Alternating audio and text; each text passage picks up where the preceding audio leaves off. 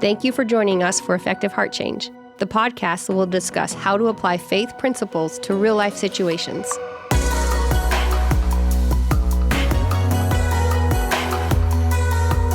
This is Effective Heart Change.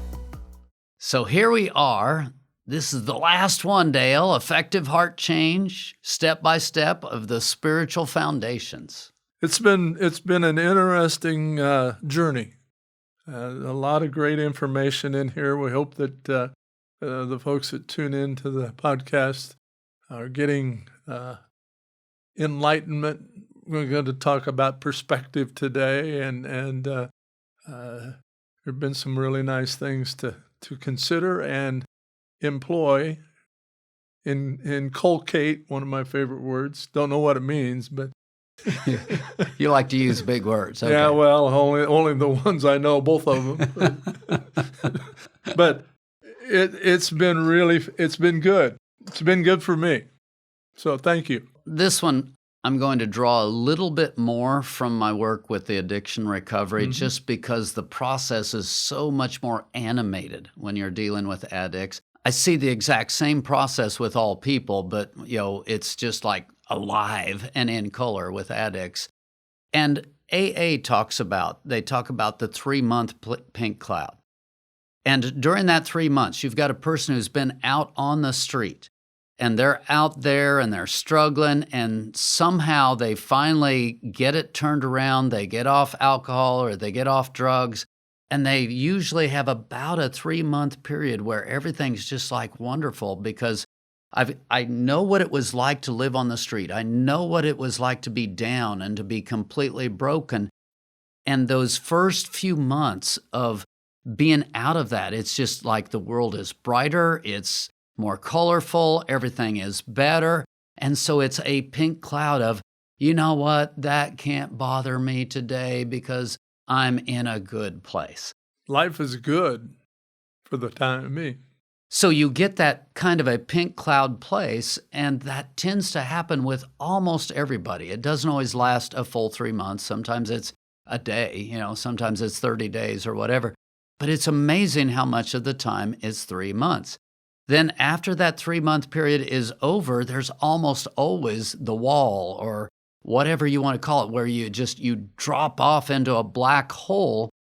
And you need to know these kind of things for perspective, because this is what it looks like when you're rebuilding foundations, when you're trying to restore this whole thing. There's going to be a good period, and then there's going to be a period where it all falls apart. And if you don't have that perspective, you're going to give up on all of it, and you're going to lose it, and you're not going to be able to get all the way through it. So the pink cloud is kind of a ray of hope. It is.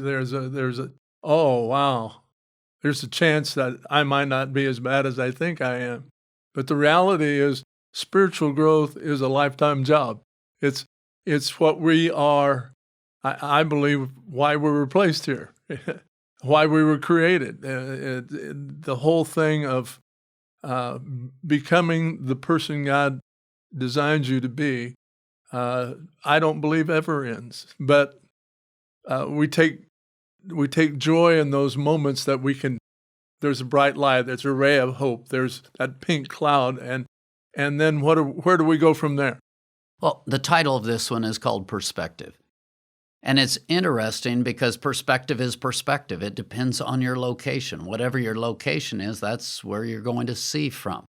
So a person who's been in the gutter, who even comes up a few steps, that perspective is, oh, wow, pink cloud.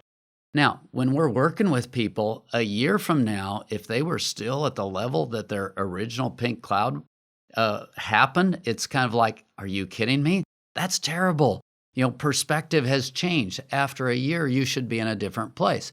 But here's what's normal. Everybody has the highs, the mountaintops. They have the lows. They have the valleys. Then they also have the plateaus, where I'm kind of stuck in the middle. And of course, the mountaintops are like, wow, I'm growing. It tends to be good on the perspective. The valleys are, I'm awful. Is it ever going to get better?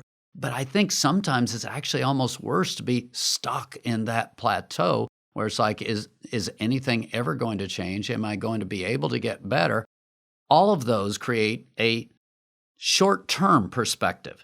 So I've got that. I've got highs, I've got lows, etc. But then you've got to get the picture of the long term. You've got this graph that's there, but on my next high, I go quite a bit higher than my last high. And my low isn't quite as low, and my plateau is at a different place. Perspective. That's what I'm looking for when I'm working with people. I'm like, what's the trend line? Is this graph moving up? Is it moving down? Is it pretty much sideways? Are we actually making real changes? Are we getting the layers in place? And are we growing this thing forward? Or are we kind of stuck in our normal up and down mode? And when I get an up mode, it's like, oh, life is wonderful now. I'm in an up mode. Well, that'll last for 30 seconds, 30 minutes, whatever, but it's not going to stay there. I went through an experience in my life, late teens to my mid-20s. A lot of things in my family blew up. I questioned how I'd lived. Not that what I'd done was bad, but what I was questioning is it really what I believe? So I was questioning my perspective. And for 8-10 years, my life was a roller coaster. I went high, high, and low, low. And the only time I saw normal was passing through. And it was frustrating. I mean, the highs were wonderful, I thought, and the lows were awful, I was sure, but I couldn't land in any one spot. I was always on the move. And it even took a geographical thing. I spent my up times mostly in Oregon and my down times here. But it was just an interesting process. But in the process, I came to be very aware of my perspective and was able to start making changes that were beneficial to level things out. Enjoy the mountaintop when you're there. You're gonna hit the bottom. You're gonna be out there, and that doesn't mean you have to stay there. It's interesting that you share that because I know you, I interact with you, I know the fond memories that you have for Oregon. And so here you are, you just basically laid out the basis for that. When I was in a good place, I'd be in Oregon. When I was in a bad place, I'd be here. So now you get that associated with a particular location when actually it really is more about what's going on inside of you. Absolutely. And so when you get that perspective, again, all of these, the title of this one is perspective. When you start seeing these kinds of things and you understand that the purpose of life is to grow, the purpose of life is to be transformed into the image of Christ.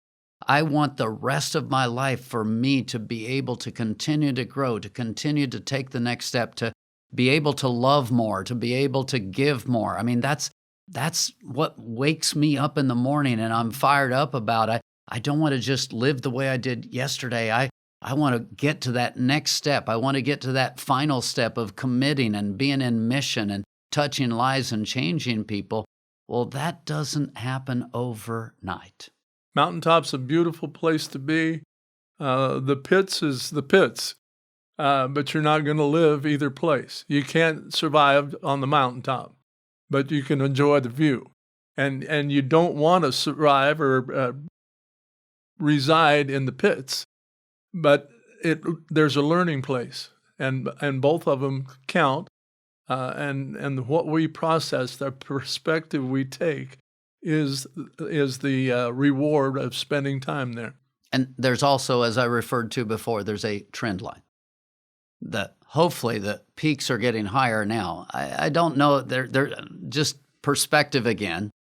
People who are in that low, the highs really feel unbelievably high. And as the years go on, if you try to repeat those, that's sick too.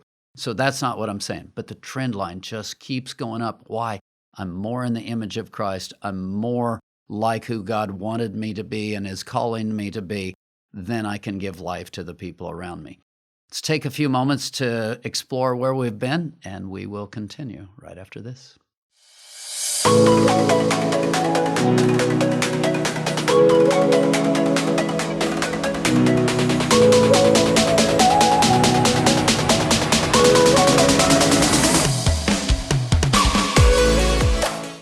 today we're talking about perspective, and one of the things I want to put out there in order to create hopefully some realism, there is no timetable.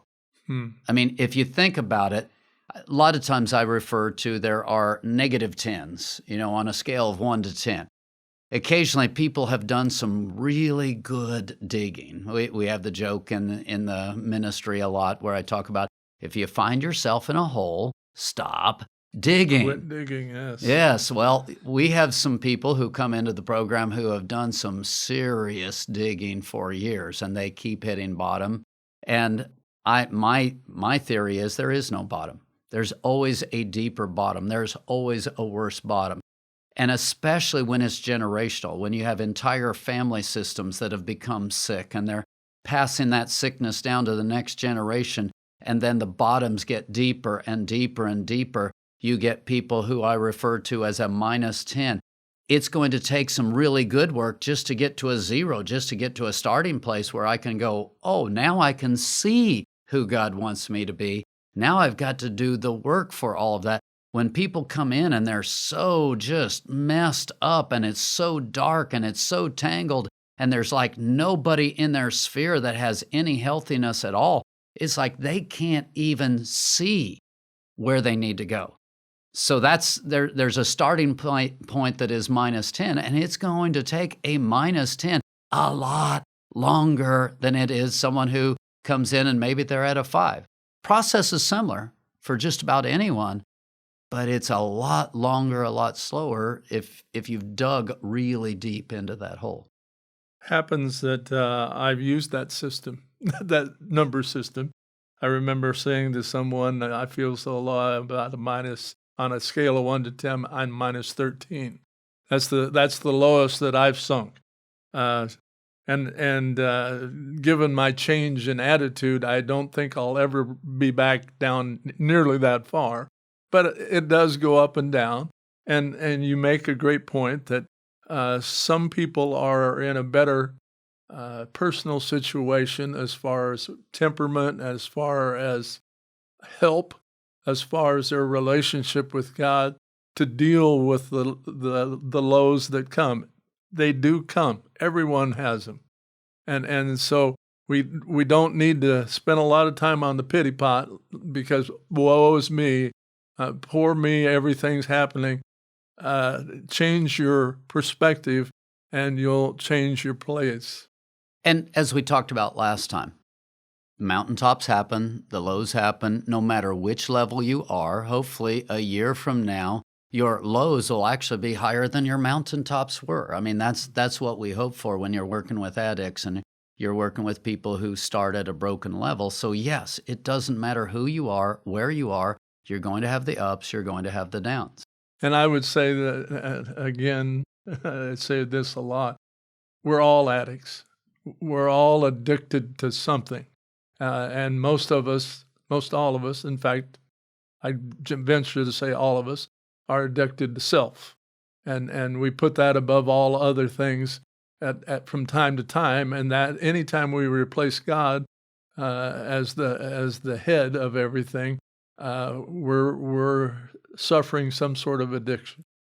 Invariably, people in the community or people walking into the program will say, "Well, so how long? How long will it take?" Life is the best answer. You've been great. given life. That is. If that's a sentence in the prison, that's one thing. But this is not. This is you've been given it for life and hopefully life eternal. And how do you think people would respond to me if my answer was, "How long will it take for me to be good to go out of the program and be back here and good?" And if I just said life, I mean, how do you think people would respond at that? I think you'd have their attention. I would have their attention. But it's interesting, even as much as I've worked with it and the perspective that I have, sometimes I have a little bit of an idea. I have an idea that, hey, we can do it shorter, we can do it longer. But the truth is, most of the time, I don't really have an idea. I mean, it is so complex. What you're offering is your perspective of their perspective, and you really don't know where they're coming from very much in the outset, at least. You a lot of times can get at least an initial evaluation of how deep the hole is. And one of the things that's huge there is resources. So if their family is still somewhat intact, if they still have some healthy people to connect with, maybe they were in the church and they have mentors, and so they've got some quality relationships somewhere. All of those things feed in, and a lot of times it's not about the person themselves. It's about the connections, it's about the relationships, and the more of those that are in place, the quicker this thing can happen. Now, that's one of the things that really concerns me greatly in terms of our nation right now, because you're losing entire belief systems right now that are healthy belief systems and replacing it with things that are very much unhealthy. And so the escalation of anger, the confrontations, all of the different things that are going on. You have authoritarian responses back and forth, and we talked about this in a previous program. All of that is a backdrop that backdrop is impacting every single individual that we're working with or that God is working with to try to grow them up, because all of that peripheral stuff, it's not peripheral, it's real, it's engaged. All of that stuff is going to impact how long will it take, how much effort will it take.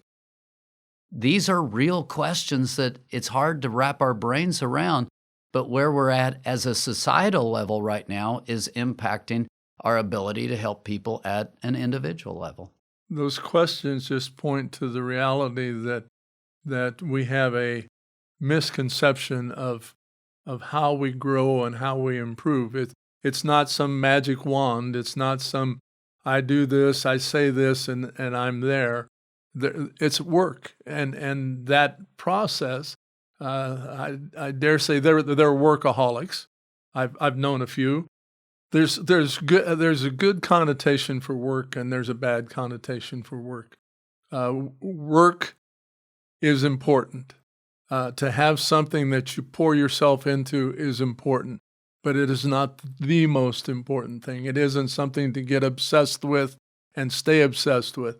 And the idea that it can happen quickly, I don't have to work, runs contrary to that idea. It also creates expectations that aren't realistic. It's going to take some time, no matter how sick we are. It takes time to get well, and we need to be able to commit to that kind of effort. And again, no matter how hard you work does make a difference in terms of how quickly you overcome, how quickly you can get there. It can make a difference. But today, people turn on the news. You've got a down cycle. We feel that in the program every day. You can feel that social backdrop, the pessimism, the heaviness, all of that. Well, that's a factor that plays into every individual's recovery. So we would like to think that, well, I'm in a dark place, I can just overcome this all by myself. That's not realistic. When people begin to understand, wow, I need other people, I need positive connections, and we can create a positive atmosphere, that's going to move the process along in positive ways. But I'm telling you over and over again, there's no way to set a number on what recovery looks like, on what growth looks like.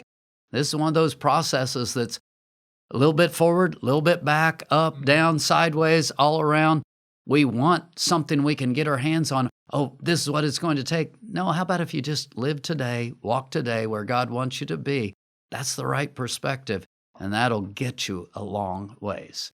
Let's take a moment to review, and then we will continue.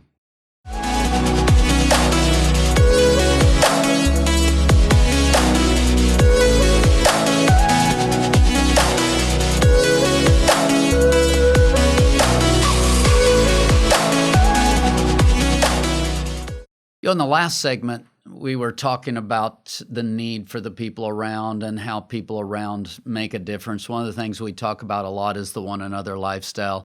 When you can get a group and they're being for one another, they're being cheerleaders.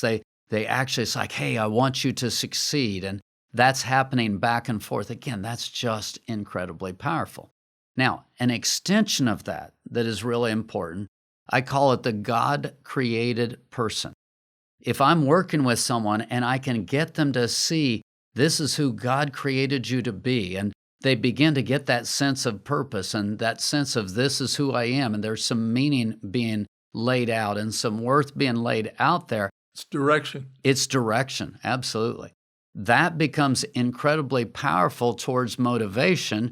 Motivation then hopefully creates consistency, and it's that consistency that will absolutely make a huge difference in terms of the time frame, which is back to the perspective. I've got to get consistency one day at a time. You can speed it up maybe a little bit, but I'm going to tell you, you can't speed the process up a whole lot. What you can do, you can really slow it down. You can really tear the process of recovery and growth up. Which isn't all bad, slowing it down. Oh, slowing it down's not bad. I thought you were going to say that when you blow it up, when you destroy it, it's not all bad. Well, that one's not so good, although I would have to even agree there. Where God talks about is, I'd rather you be hot or cold. There's times when you blow it all up, you're actually then willing to take the steps you need to take to get better after you've blown it up. If you get desperate enough to blow it up, you're looking for an alternative. And looking for an alternative is perspective.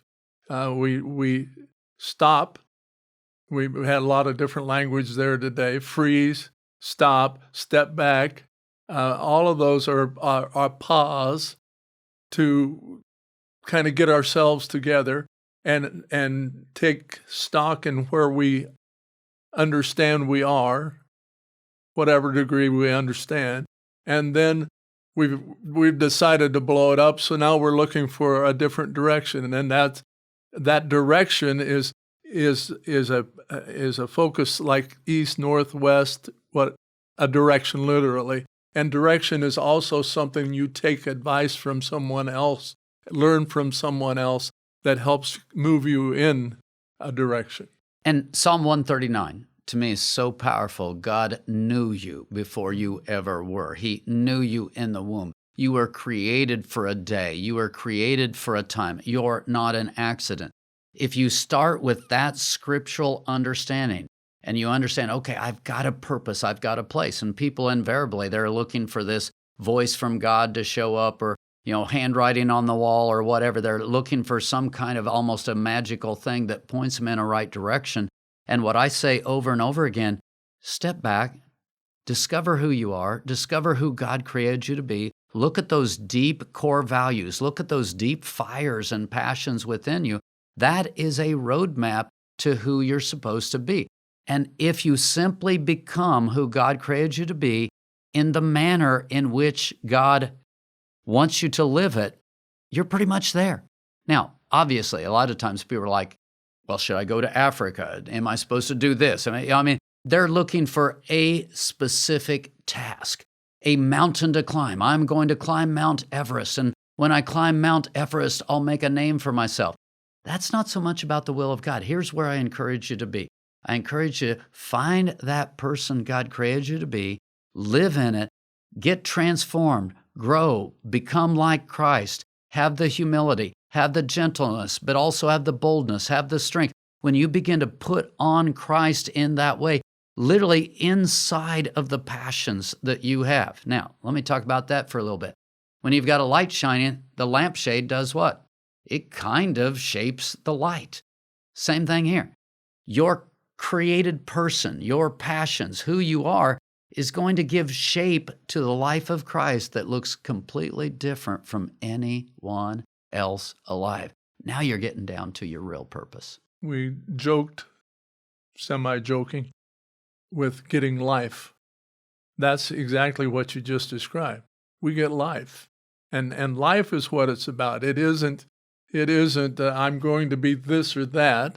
That's a little bit of it, but it isn't the whole thing. We get to live day by day, moment by moment in the presence of God. That's life. And that's what the real reward is.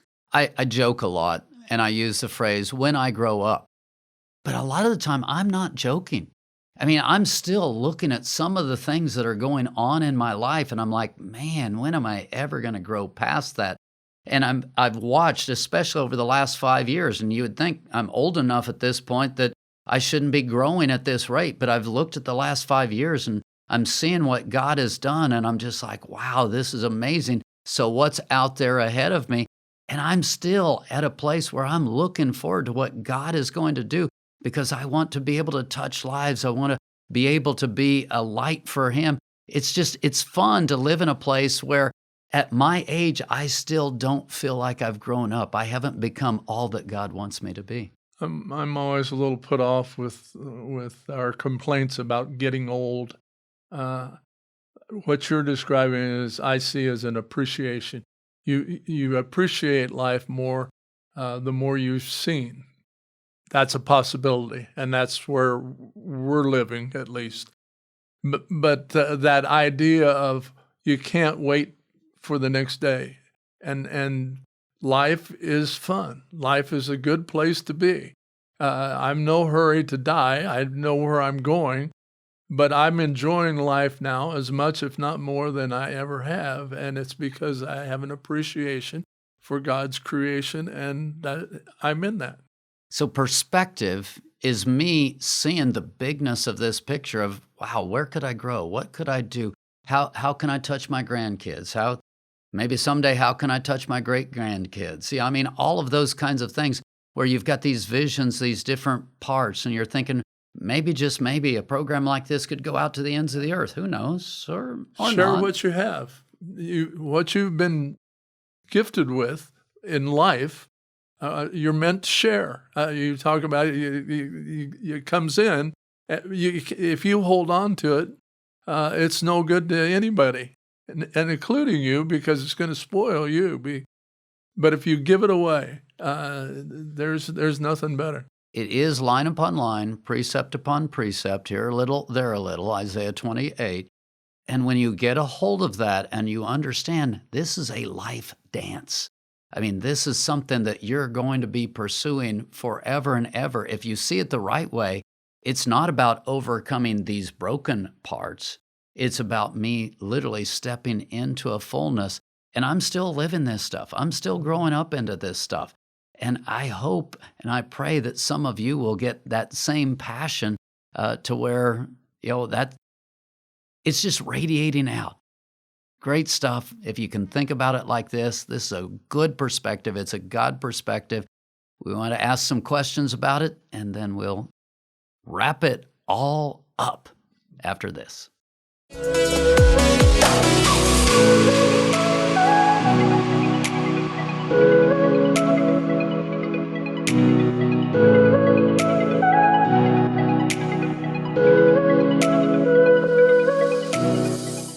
Well, Dale, we are on our final dance in the Spiritual Foundations Step-by-Step series. Actually, I didn't think about step-by-step being a dance, but it could be. Well, there are steps in dance. There are. I taught dance. Did you know that? I did not know that. I went to 2 dances in my years until I got to college, and I had PE. I had social dance to start with. And then we went on to several other kinds. And I liked it so much that I helped teach it for 3 years. You know, that just kind of changes my whole perspective of Dale. I was pretty good on my feet at one time, but, I've gotten over that. I said after right after the break, this last break, may I have this dance? And that's an invitation that God is giving. And it's a lifetime thing too. And it is. And past. And that's the way it should be. It should be fun. It should be celebratory. And again, in a broken world and in a heavy world, it's hard to live in that passionate, fun, joyful manner. I have trouble with that. I'm that burden bearer. I'm that workaholic. So, man, I need that perspective. Dancing at best is syncopated, but smooth. It's 2 people that are moving together, and there's joy in the movement. There's grace in the movement. There's singleness of purpose. The man's supposed to lead, the woman's supposed to follow. But there's a give and take in that dancing. that really speaks to me about how we should be working to be a good partner to dance with God, and in whatever direction He's leading and I'm following, and that movement across the floor through life is going to be more of a joy and not a burden, because there's a singleness that's there, two people as one. In college courses, things are generally divided into the sciences and into the arts. And so what you're talking about are the arts. It's people, it's relationship, it's creativity. You also have very much a fact-based, science-based education side. And one of the lines that I have written in the materials that we're working off is it's our educational approach to help the dysfunctional person does very little to transform these spiritual layers. It's interesting, there is an educational side. If I didn't believe that, we wouldn't be doing these programs, because I'm trying to bring out information. Information is incredibly important. But what we have done, we have made education the answer to everything. So if I pull you in and I give you information, you're supposed to be able to take that and translate that into life change in a way that you become a better person, you overcome addiction. That's our approach. We have education for just about everything. Well, we're dealing with more of an art form here. We're dealing with people learning how to connect with God, walk with God. We're dealing with people learning how to connect with people, walk with people. And when we're able to create a positive environment, now, positive doesn't mean no confrontation. There's healthy confrontation in a positive environment. But when we're able to develop a positive environment where we're living the one another lifestyle, we're for one another, we're coming together, there's a kind of a dance that develops here. That's when this thing really starts to work. Because if you go back to the first layers, what happens? The first three layers are primarily someone from the outside sewing into the younger children. Mm-hmm. And that's a dance. That's a dance. It's going on. And then you begin to move into the next three layers are much more about self, and the child is beginning to discover self, and there's a need for the parent to come alongside and push them on the bicycle and say, go, you can do this, take off and live in that realm. And then you get to the last three layers where it's much more about, okay, now you have a mission. Let's begin to lay down your life. Let's begin to live in a way that positively impacts other people. There's just this beautiful picture of life and what it should like through the layers and the stages. That second stage is learning the steps and coordinating with your partner.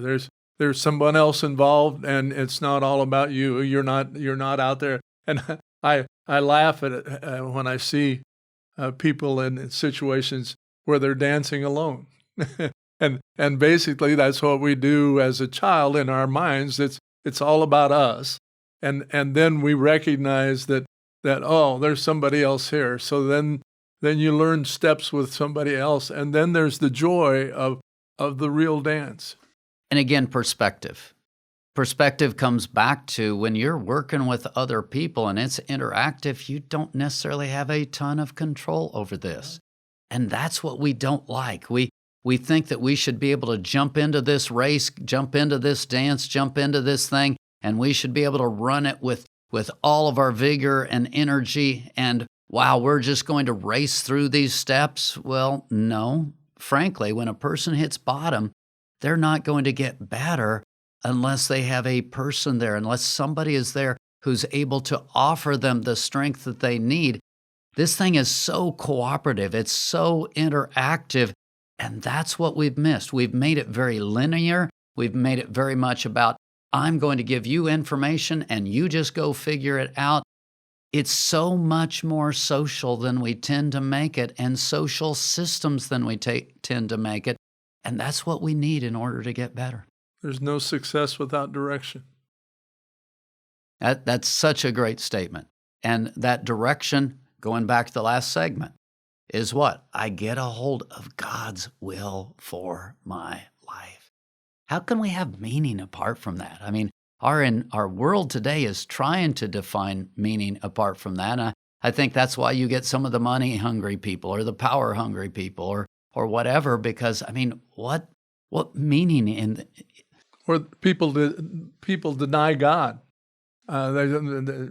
It's all science or whatever the replacement, but instead of looking to the Creator and to dancing with Him in a way that He's designed us to dance, we have all other kinds of answers, and usually it's about me and not about Him. Now, there is a science side. I Yeah. do encourage you to go back. That's why we laid out the stages. Go back and look at it and go, wow, I'm really struggling with the safe layer. Then you better get some people around you, if that's what you identify, who can pour that into you and allow this thing to work out. Maybe I'm struggling in the creativity layer. I don't have confidence to do life. I don't have confidence to try new things and to explore my world. Well, then you need somebody who's going to be a cheerleader who says, go, go, go, try this.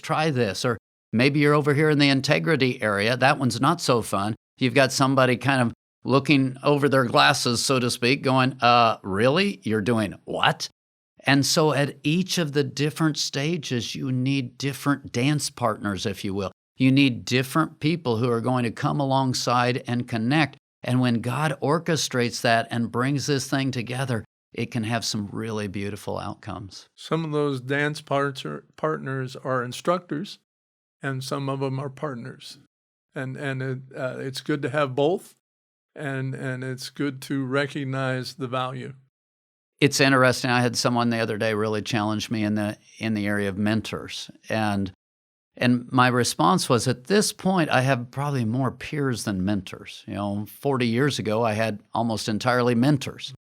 Well, as you grow and you get through that, at some point, hey, let's do this thing together, and you're more in the doing of life and maybe not quite as much in the learning. Now, I've said very clearly, I'm still in the learning stages, and I'm learning from whoever it is, whether it's mentors or whatever. Find that place. Find those people that set you on fire, that help you go in good directions. And I'm not talking about towards your own pleasures. I'm not talking in a sick way. I'm talking into becoming the person God has created you to be. That's what all of this is about. Our question should be, what do I have to offer? But our search should be, what does that person have to offer? And in that process of sharing, mentor to student to mentor, it goes back and forth, and that's rich.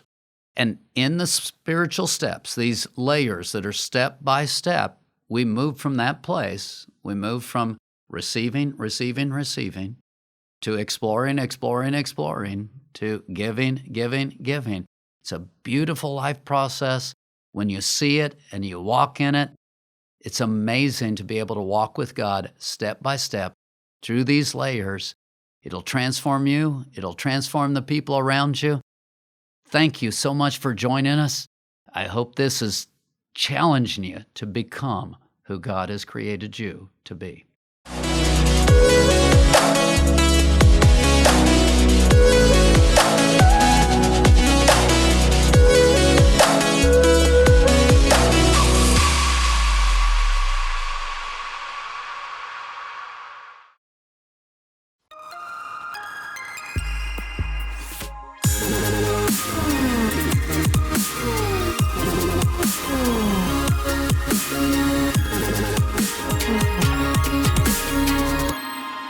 Video production, editing, and audio by Matthew. Set design and setup by Ashley. Content recorded live at Studio 104. I love it when you call him a baby.